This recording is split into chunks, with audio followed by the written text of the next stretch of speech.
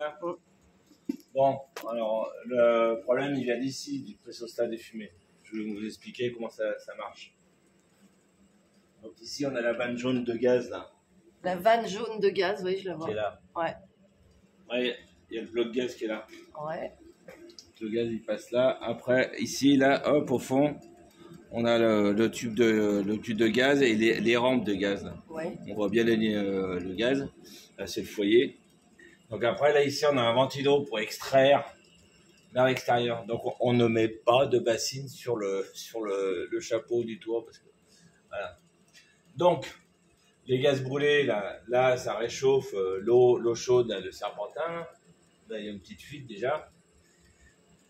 Le pressostat des fumées en fait par ces deux tuyaux là, tac et tac.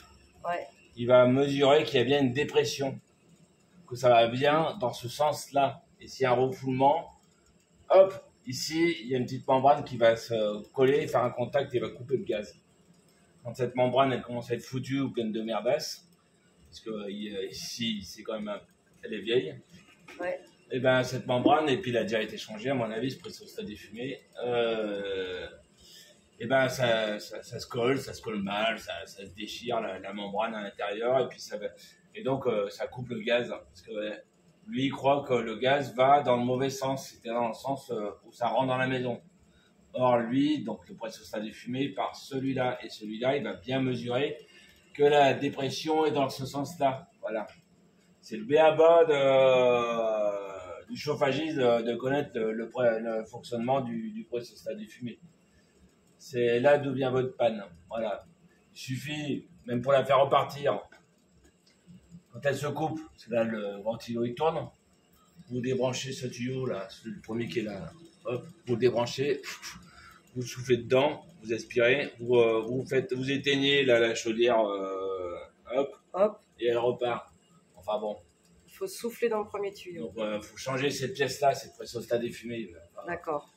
Pas avoir trouvé ça, c'est quand même. Mais bon, je pense qu'après tout le ventilo, c'est tout dégueulasse. Quoi.